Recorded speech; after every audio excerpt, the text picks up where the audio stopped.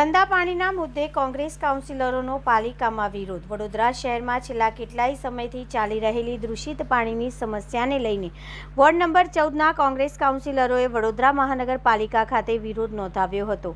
સમસ્યાનું નિરાકરણ ન આવતા કોંગ્રેસના કાઉન્સિલર દ્વારા ગંદા પાણીની બોટલ અને પાણીનો ગ્લાસ લઈને પાલિકા કચેરીએ પહોંચીને અનોખી રીતે રોષ વ્યક્ત કરવામાં આવ્યો હતો।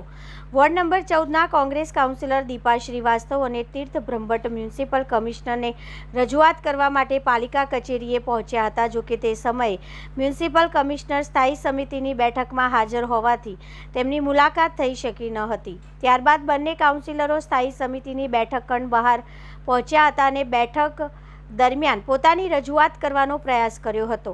આ દરમિયાન સિક્યુરિટી ગાર્ડ દ્વારા તેમને રોકવામાં આવતા થોડોક સમય હોબાળો સર્જાયો હતો। ઘટનાની જાણ થતાં મ્યુનિસિપલ કમિશનરે બંને કાઉન્સિલરોને પોતાની ચેમ્બરમાં બોલાવી તેમની રજૂઆત સાંભળી હતી। કાઉન્સિલરોએ શહેરના અનેક વિસ્તારમાં લોકોને મળી રહેલા ગંદા અને દૂષિત પાણીના મુદ્દે તાત્કાલિક કાર્યવાહી કરવાની માંગ કરી હતી।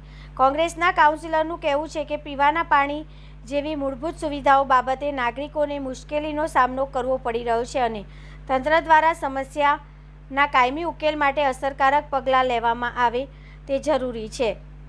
બીજી તરફ પાલિકા તંત્ર દ્વારા રજૂઆતને ધ્યાનમાં લઈને જરૂરી કાર્યવાહી કરવાની ખાતરી આપવામાં આવી હોવાનું જાણવા મળ્યું છે। એઝ અ કોર્પોરેટર અમને એટલું જ જોઈએ કે મારી વડોદરાની જનતા જ્યારે જલ ઈ જીવન કહેતી હોય તો આ કેવું જલ છે મને બતાવશો આપ? આ પાણી આજે મેં આના પહેલાં પણ રજૂઆત કરીને કીધું હતું, આપ મીડિયા થ્રુ આપના થ્રુ મેં મેન્ટેન કરીને કીધું હતું કે આનું રિઝલ્ટ લાવો, આનું પરિણામ લાવો, લોકોને આવું પાણી ન પીવડાવો। આજે માંગ છે કે સૌપ્રથમ તો ડ્રેનેજ બધી ક્લીન થવી જોઈએ। વોર્ડ નંબર 14માં વિસ્તાર ઘણો મોટો છે, લોકો વધારે છે અને અધિકારીઓ છે નહીં, તો સૌપ્રથમ તો ત્યાં મશીનો મૂકો અને રિટાયર થયેલાના જેટલા બી રિટાયર છે 6 મહિનામાં નવી ભરતી કેમ નથી કરવામાં આવી? હેલ્પિંગ હેન્ડ કેમ નથી વડોદરાવાસીઓ માટે? અને આ ક્યાર સુધી ચાલશે? મીટિંગો કરો છો સ્ટેન્ડિંગ કમિટીની, તો અમે તો જનતા માટે આવ્યા છે ને, એઝ અ કોર્પોરેટર અમને રોકવામાં કેમ આવે છે?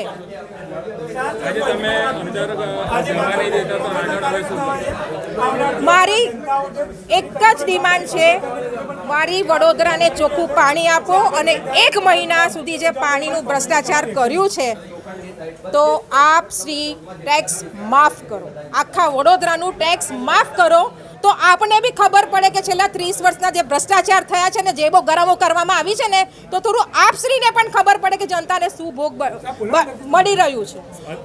અને અંદર પણ હું એવા જ કહેવા માંગી રહી છું, આ મીટિંગ કોના માટે છે? મીટિંગ જનતા માટે છે। અને અમે કેમ આવ્યા છે? આ ખરાબ પાણી છે એને સાફ કરવા માટે આવ્યા છે, અને જ્યારે અમને મળવા ન દેવામાં આવતું હોય તો નહીં જ ચાલો। પાણી પીવું હશે તો પીસ, અને પીવડાવવું પડશે તો બી પીસ, પણ કામ તો દીપા શ્રીવાસ્તવ કરાવશે।